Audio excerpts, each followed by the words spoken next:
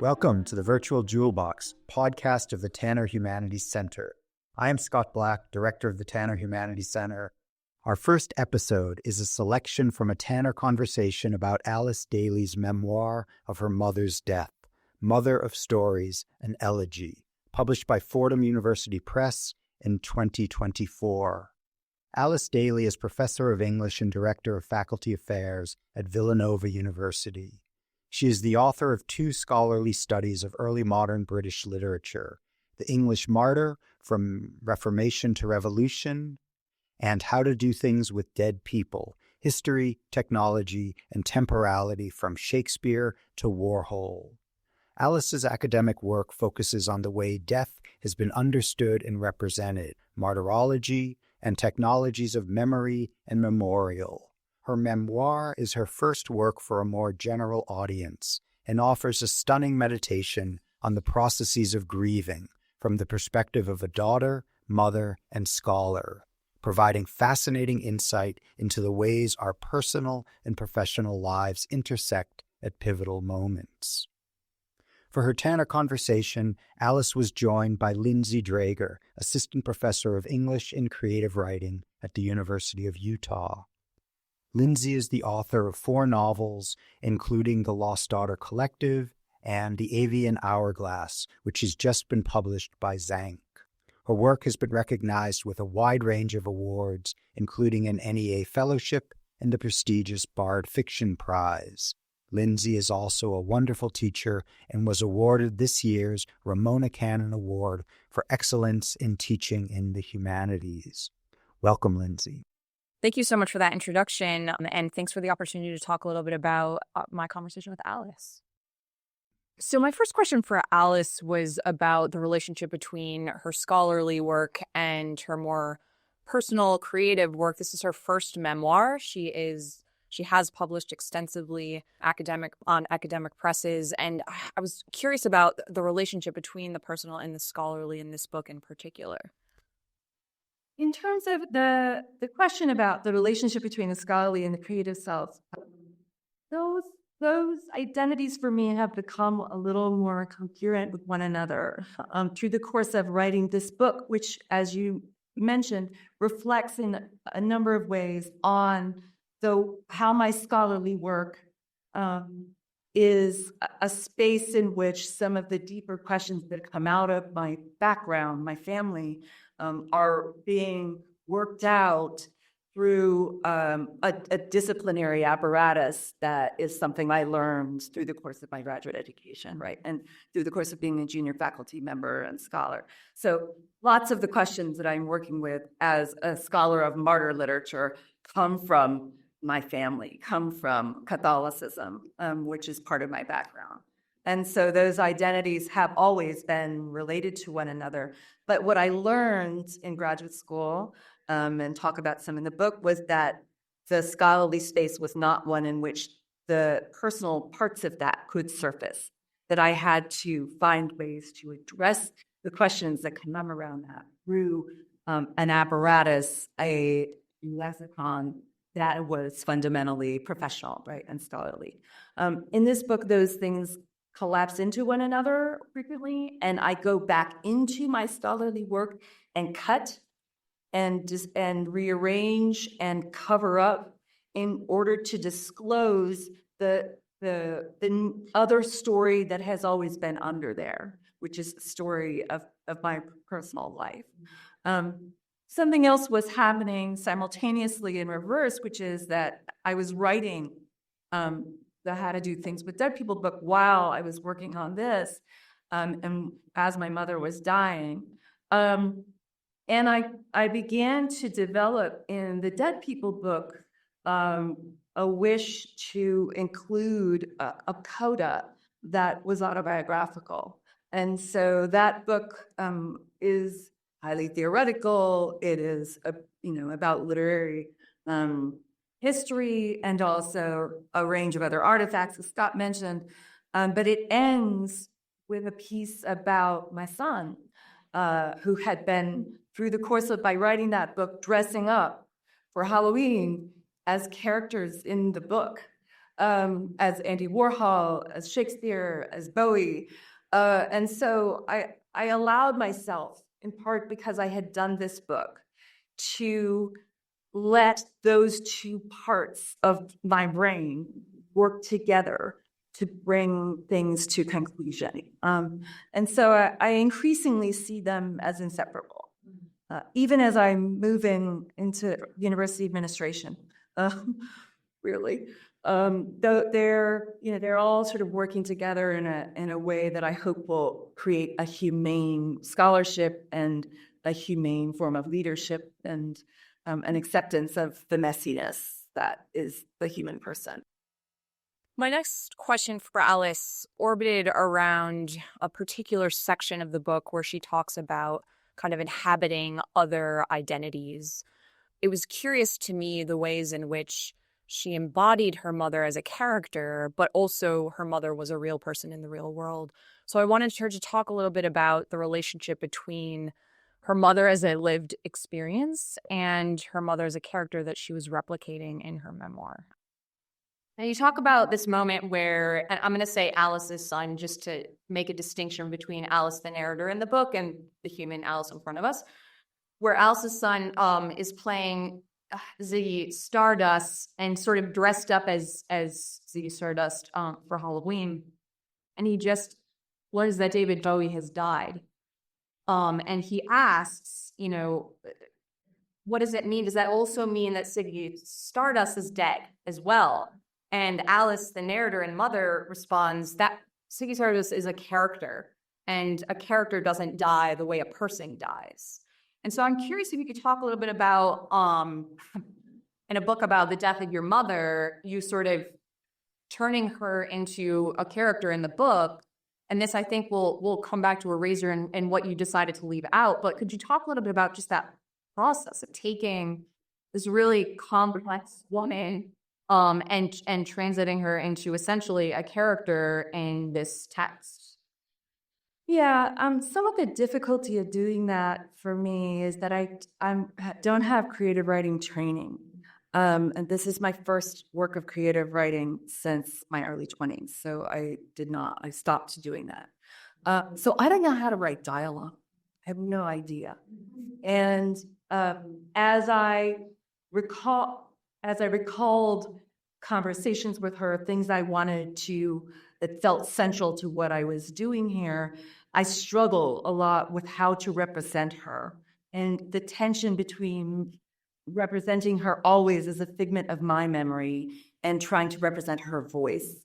And it was very difficult. So there were a few key conversations that I recalled as clearly as I imagine I recall them, and could hear her in my mind and produce her in some of the ways that a playwright would create dialogue, right, or create direct discourse with a character. But in many other places, I am narrating her. And I tried to be extremely conscious of that and resist the moments where it felt like it should break into dialogue, but I would have had to make the dialogue up. I couldn't remember it. And to not turn her, as much as it's possible, to not turn her into a fictional character. But of course, even as I talk to, for example, my siblings, they both recognize her in this book and recognize her as my her, right? She can't possibly be also theirs. So I had done something to her here, which is to take possession of her in the way a playwright takes possession of a character and ventriloquizes through that historical person a set of things that person probably never said, right? Yeah, and I mean, even your retrospective reconstruction is a different Alice than the Alice you represent in the book, who's dealing with and coping with his extraordinary loss, but also the complex kind of rhetoric around that loss.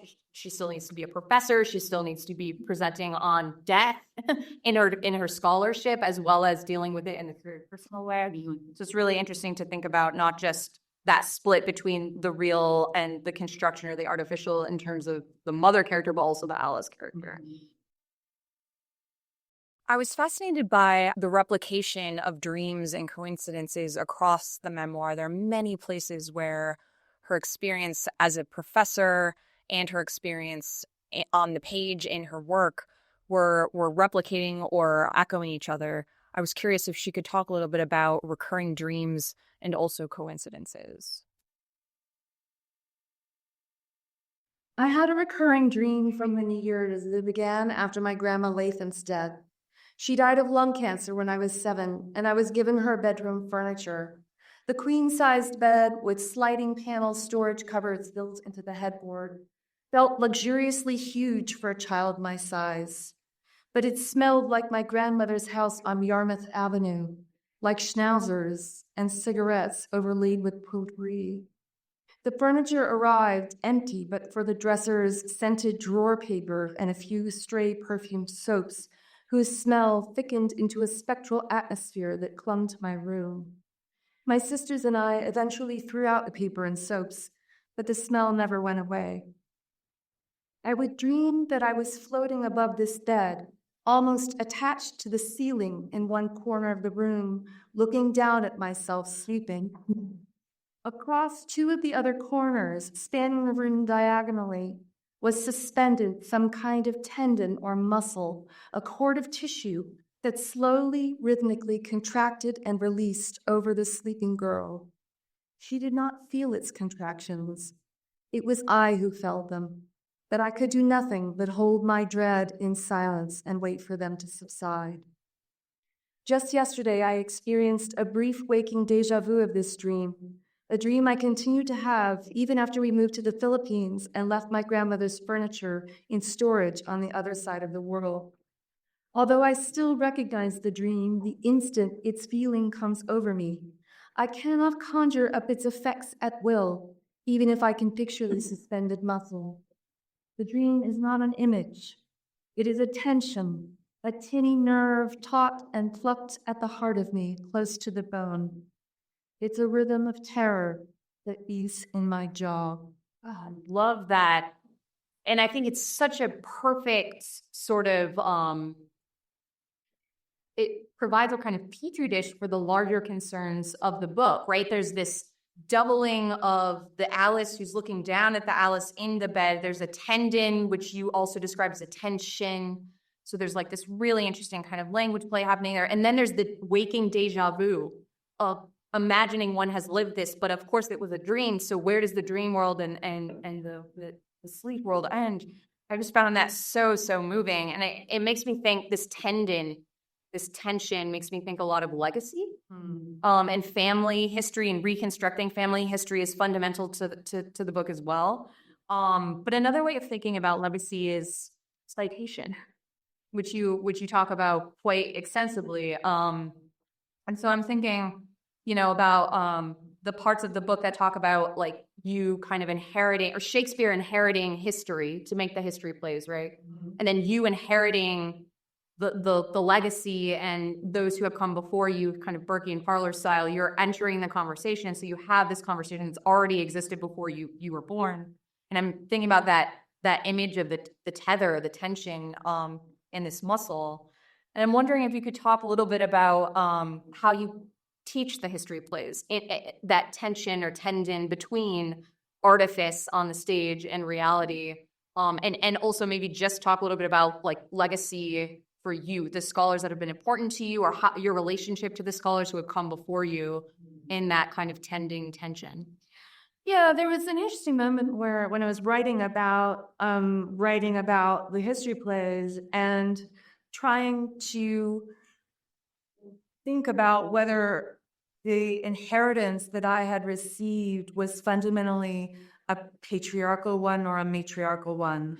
And it's both, but it is predominantly matriarchal. There has been, the history plays oddly have been dominated by female scholars, especially for the last 30 years or so.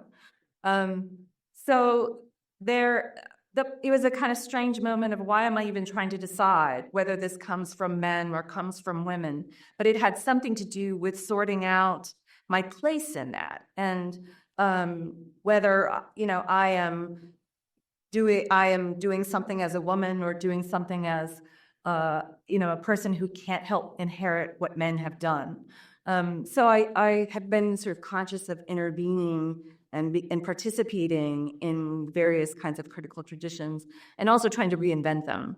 And so I taught some in the beginning of the History Plays book about seeing my rather bizarre, admittedly, like I describe it as strange intervention in the History Plays as one that's informed fundamentally by a feminist politics of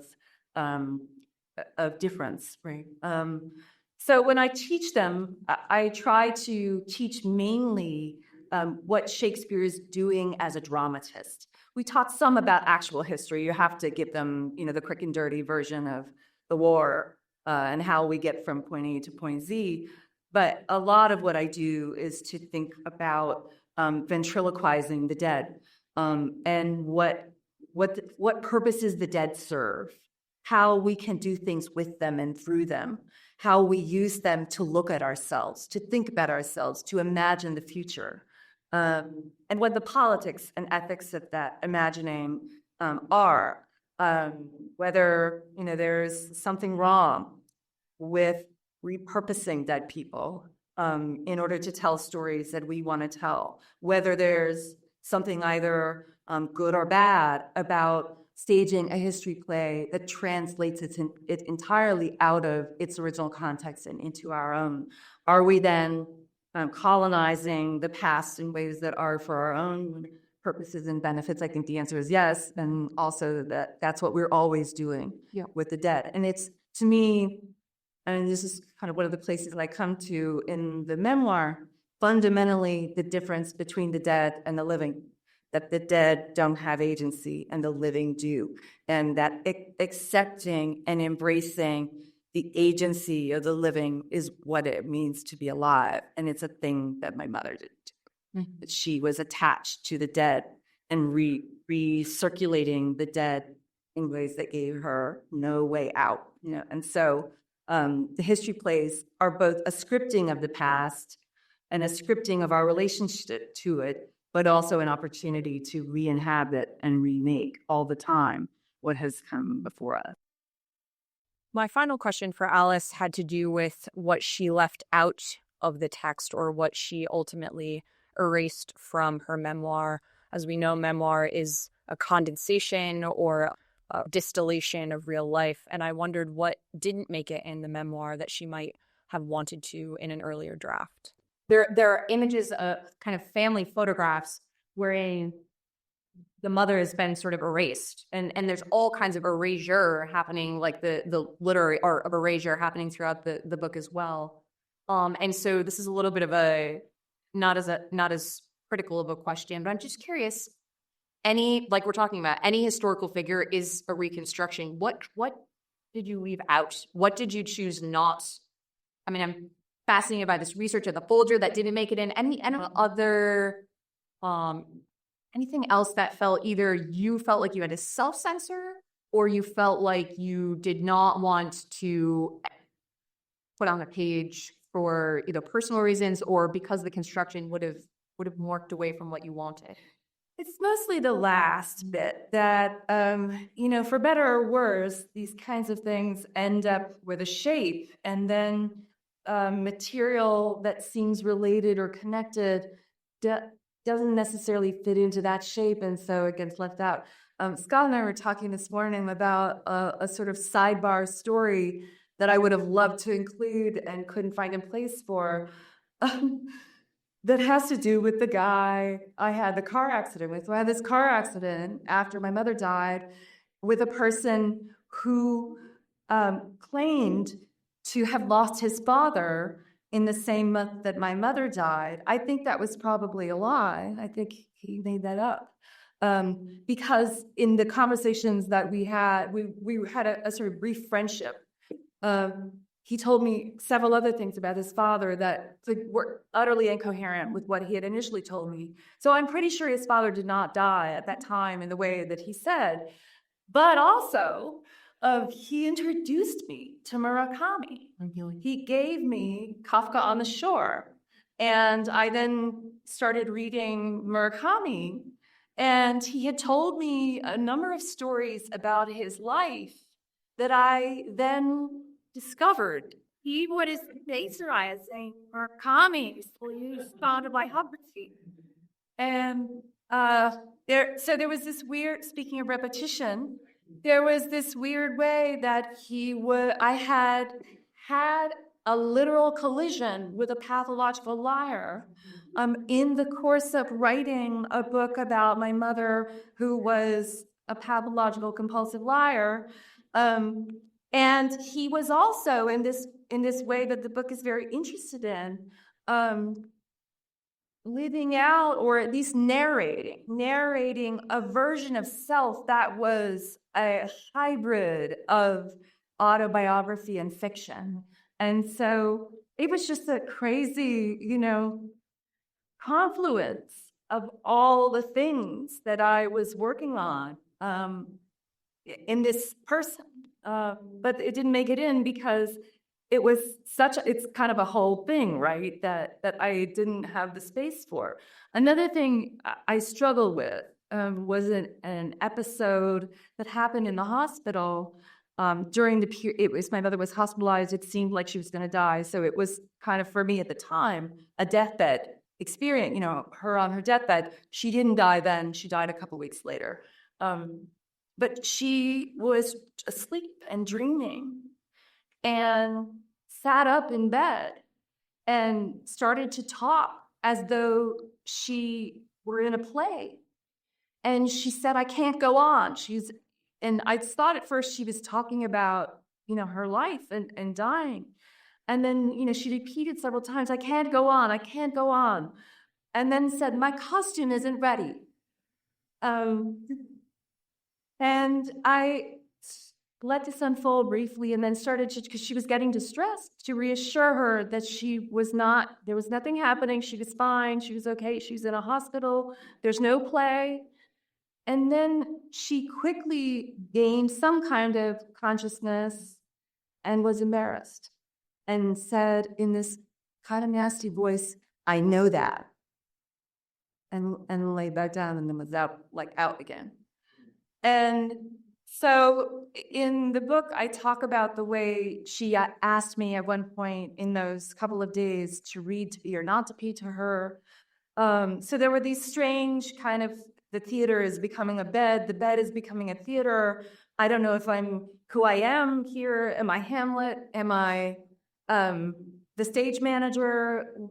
But it was a really odd, sort of confluence of events that circled around my own intellectual interests and the thematics of repetition and recreation that are so central to all of my work. Yeah, and coincidence, parallel. And I'm thinking, too, just the ways in which the two anecdotes you just offered so perfectly crystallize the fictional versus fictitious that I was getting at the beginning of in trying to introduce this book, where the fictional, and this is not my thought, I'm stealing this from Doric Cohn, who wrote The Distinction of Fiction. Okay, I need to cite myself. But she sort of talks about the fictional is something we move toward because it reveals some kind of truth, whereas the fictitious is something we dispel because it feels like it's a trick to us. Yeah. And that I feel like that kind of oscillation or vacillation between those two spaces is just pervasive. Yes, but so interesting. Yeah, and I think it's part of the sort of peacemaking that this project was for me, that I was so adamant in my own psyche all the time in relation to her about what was true and what was false, because she just was she lied all the time about anything and everything. And so the experience of being her daughter was one of saying nothing and also reserving, in this way that reminds me of Jesuitical equivocation, which is an research area of mine too, reserving in my head the real thing, which was, that is complete bullshit. And I know that, and you know that, but we're not saying that.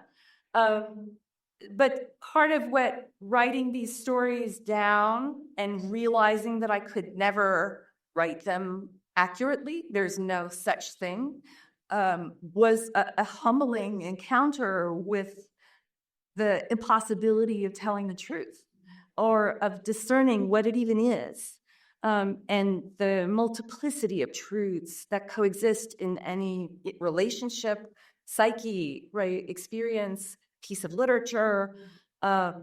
So there is a way that the book seeks, I think, ultimately to undo its own truth claims as a project. And the purpose of that is to honor, for me, what is the lived experience, which is messy, but also to sort of be a better daughter and accept that the hardness with which I held that distinction is not one I can continue to hold in the face of my own storytelling actions. It seems significant that the very end of the book is Alice reading, or is Alice sort of thinking about her mother. And I asked her at the very, very conclusion to talk a little bit about the ending, which seems significant given the title of the book, The Mother of Stories. So this is hard for me to read, so if I do so robotically, it's because that's how I'm getting through it. But I do love it, so thanks for inviting me. In the midst of ancient Greece, the shades of the dead had to drink from the river Lethe before crossing into the underworld. The waters of Lethe induced amnesia, allowing the dead to enter the afterlife free of the memory of life on earth. I imagine my mother at the edge of this river. She knows what she is supposed to do. She has read all the books. But she does not take a drink as the other shades do. Instead, she dips in a toe, and then a foot. And then she wades into the current and begins to cross. Her feet and legs, her torso and hands and arms and shoulders, her beautiful face, the face of my mother, vanishing forever in the swirling water. On the far bank, something emerges that no human word can name. It is brilliant and fantastical, a form, or perhaps a formlessness, too abstract, too otherworldly for our minds of clay to imagine. It rises from the water and disappears into the future.